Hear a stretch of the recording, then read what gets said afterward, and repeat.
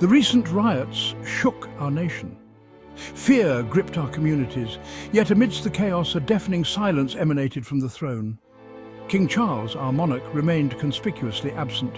No words of comfort, no gestures of solidarity, just silence. A silence that spoke volumes about his perceived indifference to the plight of his people. The question hangs heavy in the air. Is this the leadership we deserve? It is inconceivable that the king was unaware of the gravity of the situation. Courtiers, ever vigilant, would have kept him informed.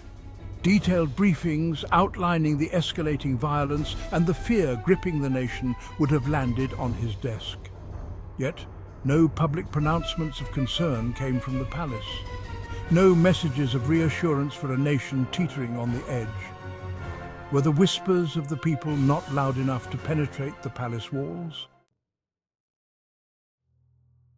While cities burned, King Charles chose to grace the Highland Games with his presence.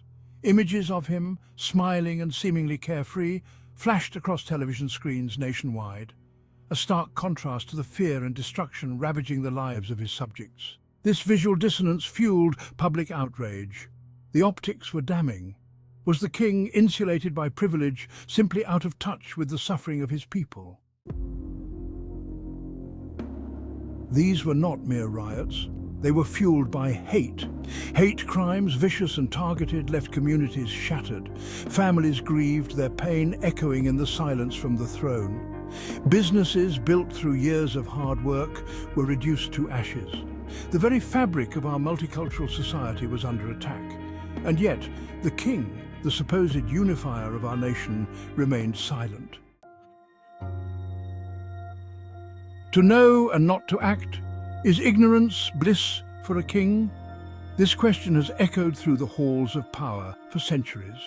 Kings and queens, emperors and empresses have all faced the dilemma of whether to intervene or remain silent. Some argue that the king was merely staying above the political fray. They believe that his role is to be a figurehead, a symbol of unity, rather than a political actor. That his silence was a mark of neutrality, a way to maintain the dignity and impartiality of the crown. But is neutrality truly possible in times of crisis? But can true leadership be silent in the face of injustice? When the streets are filled with cries for change, can a leader afford to remain silent? To be informed and yet inactive is not neutrality, it is tacit endorsement. Silence in such times can be interpreted as complicity. The king's silence, deafening in its absence, spoke volumes. It was a silence that many found troubling, a silence that seemed to suggest indifference. It spoke of a disconnect, a lack of empathy, a failure to understand the pain and suffering of the people, a failure to grasp the magnitude of the crisis unfolding in his realm. In times of turmoil, the people look to their leaders for guidance, for reassurance, for action.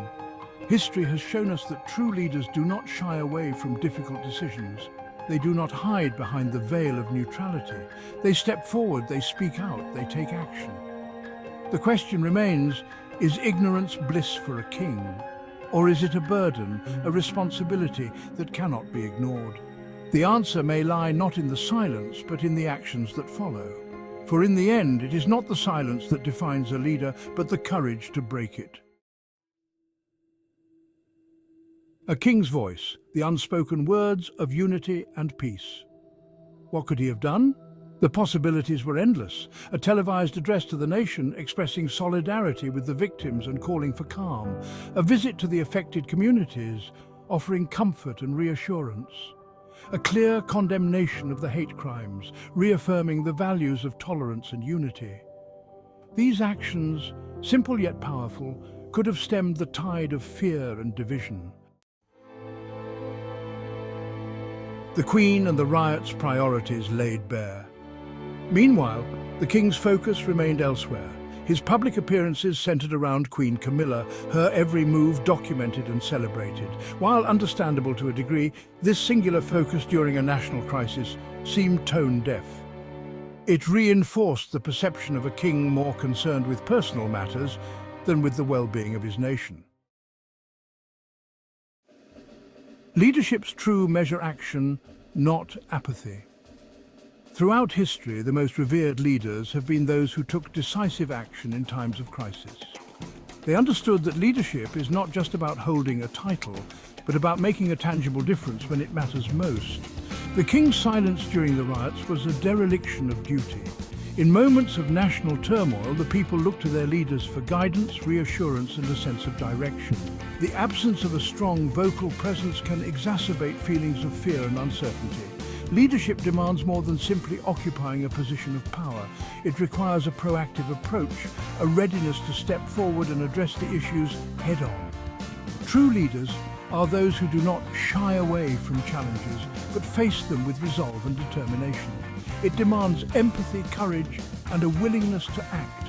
Empathy allows leaders to connect with the people they serve, to understand their struggles and aspirations. Courage enables them to make difficult decisions, even when those decisions are unpopular or fraught with risk. It demands using one's platform to speak for those who cannot speak for themselves.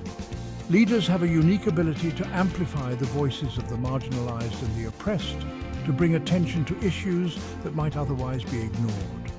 By remaining silent, King Charles failed to live up to these ideals. His inaction was not just a missed opportunity, but a failure to fulfill the fundamental responsibilities of his role. Silence, in the face of adversity, can be interpreted as indifference or even complicity. He missed a crucial opportunity to heal divisions, to offer hope, to lead by example. In times of crisis, a leader's voice can be a powerful tool for unity and healing. By choosing not to speak, King Charles left a void that could have been filled with messages of solidarity and hope. Leadership is not just about the actions taken, but also about the words spoken. It is about being present, being vocal, and being a beacon of hope in the darkest of times. A call for unity, healing the wounds of division. In recent times, our society has faced unprecedented challenges that have tested the very fabric of our communities. The riots have exposed deep fissures in our society. These events have shown us the stark reality of the divisions that exist among us, divisions that have been ignored for far too long. The road to healing will be long and arduous. It will require patience, understanding, and a collective effort from all of us. Rebuilding is not just about physical structures, but also about mending the emotional and social fabric of our communities.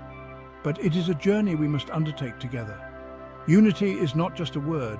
It is a commitment to work hand in hand, to listen to each other, and to find common ground despite our differences. As citizens, we must reject hate and embrace our shared humanity.